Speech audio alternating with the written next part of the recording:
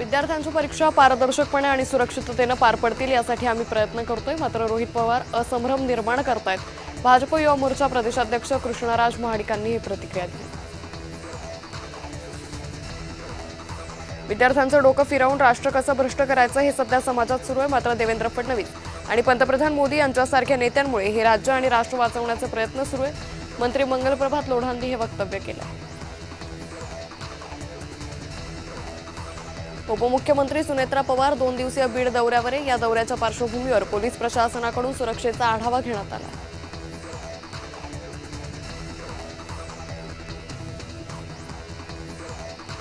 पुणे जिल्हा परिषद सदस्य मंगेश जगताप यांच्या विरोधात अत्याचार आणि फसवणुकीचा गुन्हा दाखल करण्यात आलाय। फिर्यादी महिलेच्या तक्रारीनुसार लग्नाचा आमिष दाखवून 20 वर्ष अत्याचार केल्याचा आरोप आहे।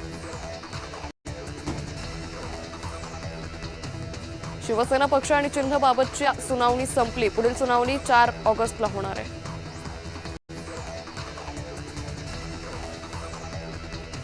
वातावरण शांत करण्यासाठी सरकारने हे विधेयक आणलंय। नवीन विधेयकात फक्त आकडेवारी बदलली आहे, बाकी सर्व तसंच आहे, अशी टीका मल्लिकार्जुन खरगे यांनी राज्यसभेत केली।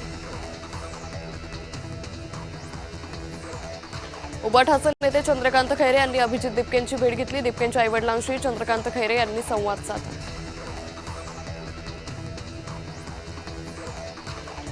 भाजपमध्ये प्रवेश देण्याबाबत अभिजित दिपके हे जे सांगताय ते पूर्ण खोट आहे। भाजप कोणावरही बळजबरी करणार नाही हे सर्वांना माहिती आहे। भाजप प्रवक्ते केशव उपाध्ये यांनी हे वक्तव्य केले।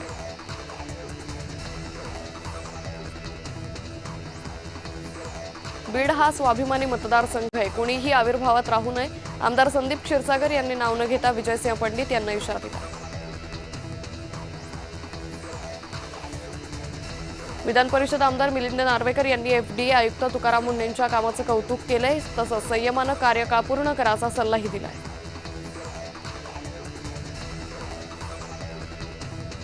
पाकिस्तानला धडा शिकवणाऱ्या अमित शहांवर टीका करणं म्हणजे दहशतवाद्यांचं अप्रत्यक्ष समर्थन करणं आहे। त्यांच्या भूमिकेमुळे संजय राऊतांची पोटदुखी वाढली आहे। नवनाथ बन यांनी राऊतांवर टीका केली आहे।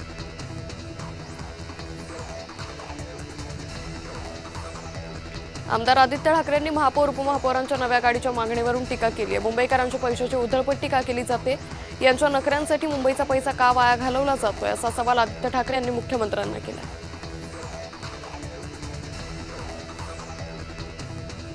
कॉक्रोच जनता पार्टी जरी सत्तेच्या विरोधात असली तरी त्यांनी जो मुद्दा उचललाय तो महत्त्वाचा आहे। मी त्यांच्या आंदोलनाचं आणि मुद्द्याचं समर्थन करतो, आमदार बच्चू कडूंनी हे वक्तव्य केलं।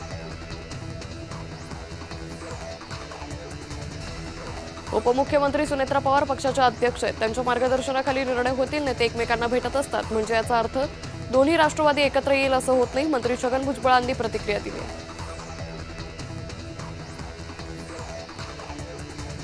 रायगडमध्ये मनसेला मोठा धक्का बसलाय। मनसेचे माजी उपजिल्हा अध्यक्ष संदीप ठाकूर यांच्यासह शेकडो कार्यकर्त्यांनी शिवसेनेत प्रवेश केला। आमदार महेंद्र दळवी यांच्या उपस्थितीत प्रवेश केला।